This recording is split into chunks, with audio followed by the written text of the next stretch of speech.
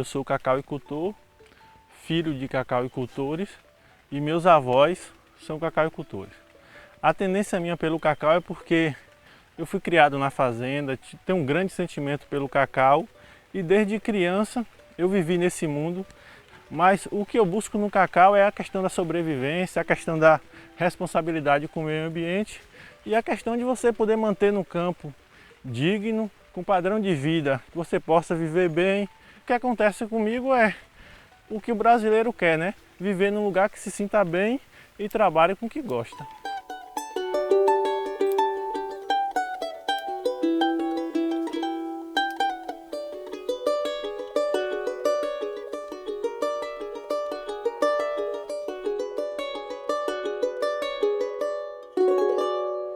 Essa área que vocês estão vendo aqui, vocês podem observar, foi uma área plantada onde eu usei cavalo de cacau comum e 1188 e onde em cima temos plantas de PS 1319, CCM 51, Ipiranga 1, PH 16.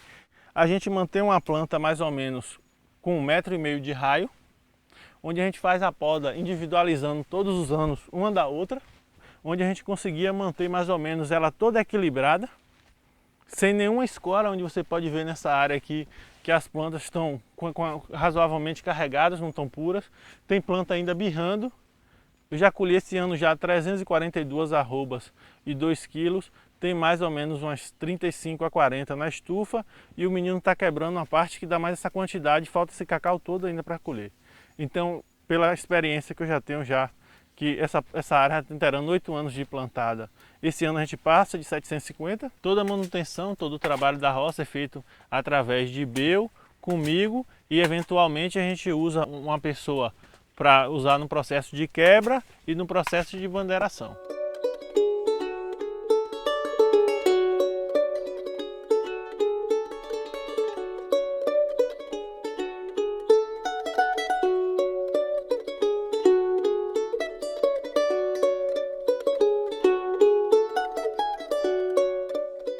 Como eu não tenho competição de planta por cima, que era uma área de pasto degradada, a gente só tem cacaueiro de 3x3. O que é que acontece?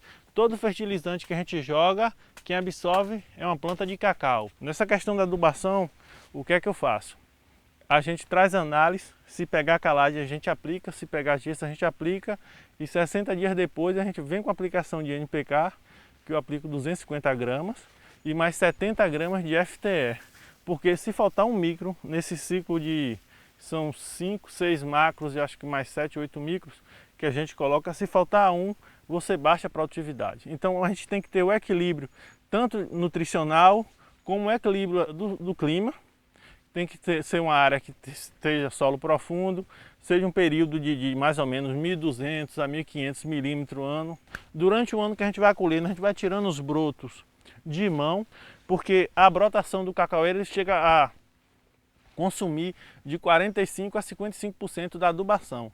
Então, se você faz a adubação na planta e já come 55% da adubação no broto, aí agora vem a perca por lixiviação, se chover demais, vem a perca por erosão e vem a perca se fizer uma seca.